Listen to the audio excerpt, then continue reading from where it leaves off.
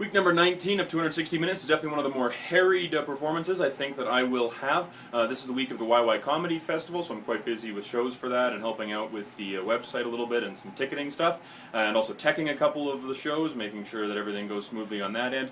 So I have not even really started looking at this set, and it is about an hour to showtime now. Hopefully between running the door I can get my set list written out. I have the premises, I just need to punch it up a little bit before we start.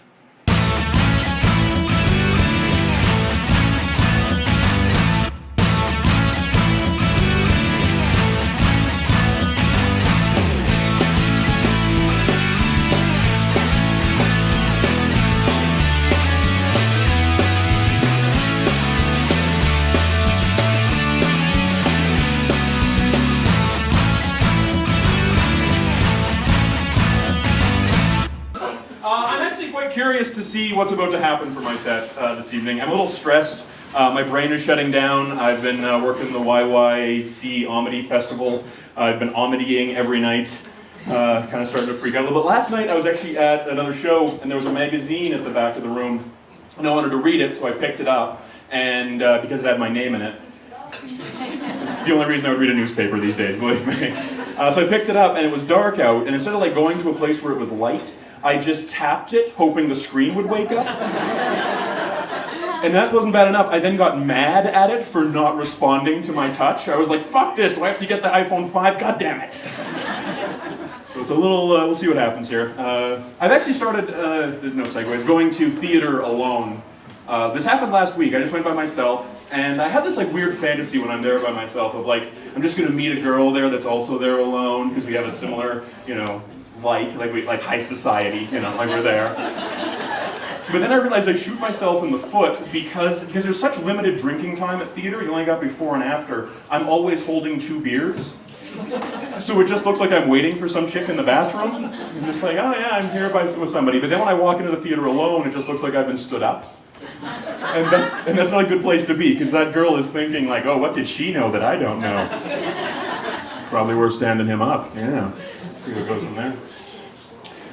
This is kind of a non sequitur. I just want to throw this out there. Do soccer players know that we have instant replay?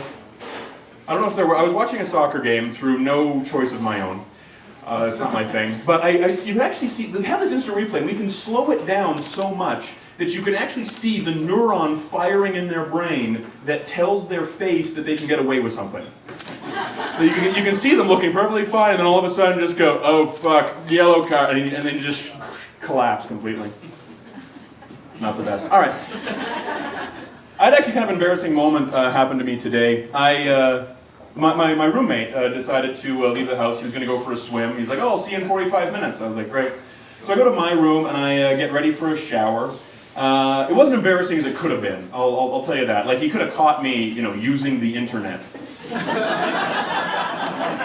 But frankly, I can get that done by the time he goes and grabs a coffee. So not much fear of that happening. But anyways, I get ready for a shower and I go out and I realize, actually our deadbolt's broken, so the door sometimes opens. So I saw the door was open, so I went and closed it, right? And then I saw that he had actually returned. That's why the door was open. And I stood and stared at him for a minute. Now, I, like most of you, when I get ready for a shower, I don't shower clothed.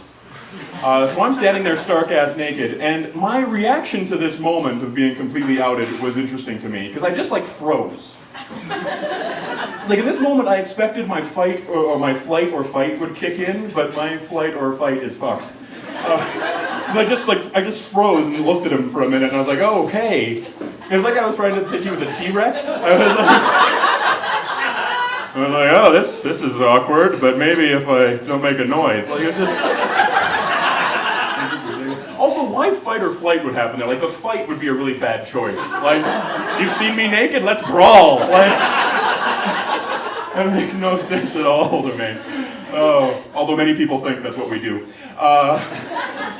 True. But I was impressed with myself because I didn't care. I always thought I had body issues. Because I really should. This is not something, he can attest to it as well, that I really should have some issues here. That's why this shirt is untucked right now. I'm trying to just smooth this out to my kneecap. I just want a smooth line from tit to kneecap. That'll make me very happy. Which is a weird kind of head and shoulders thing. Like head, tit, kneecap, these, and yeah. Shame. Yeah, okay. That's what I try to do. But now, he also knows something, like stuff about me now that I don't really want anybody to know, frankly, just intimate stuff. But I hope, because we've been friends for 10 years, and I really hope that that friendship allows him, in his head, to add 50% to my head. I hope that, because I'm a grower, not a shower, and I hope that do I get that, Steve? Do I get that? Maybe, just in your head, bring it up to average, would you? All right, good friend there. He actually said to me, he tried to make me feel better about it, he's like, oh, I think we should just be naked all the time, like not just he and I.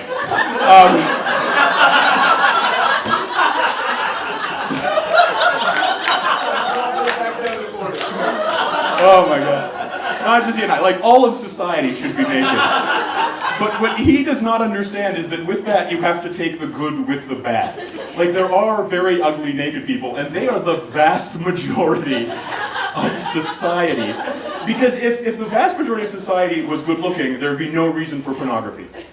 We wouldn't have a point. You could just see it everywhere. Like that's why we have porn. We pay those actresses to look their best. And I actually am one of the guys that I know I live in this era, I have bought porn. Because I'm like, oh, I want to reward them for the joy they give me. I've never bought a song in my life.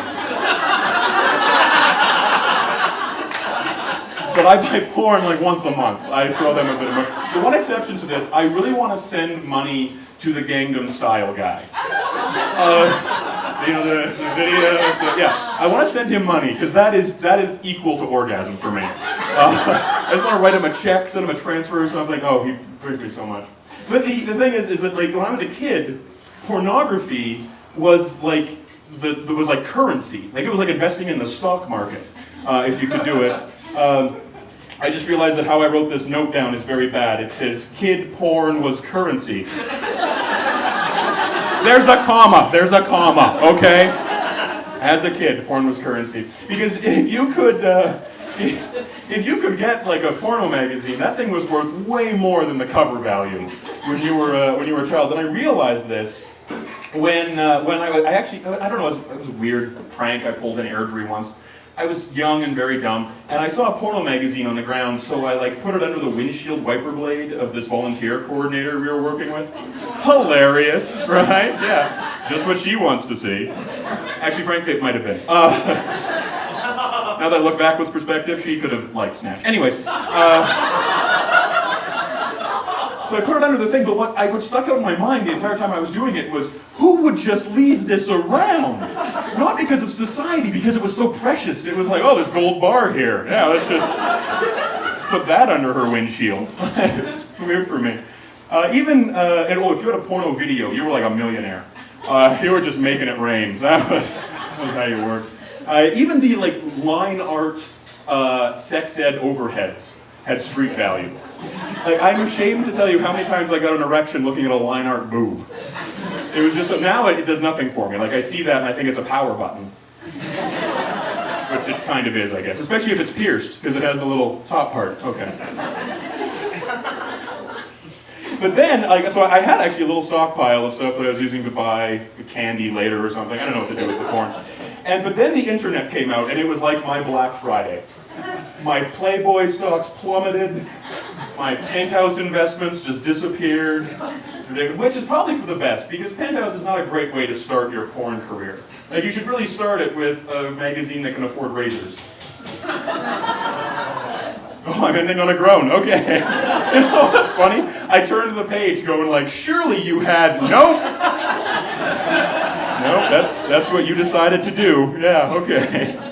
Thanks for listening.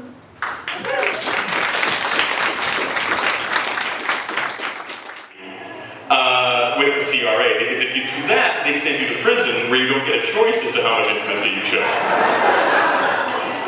And that's how I think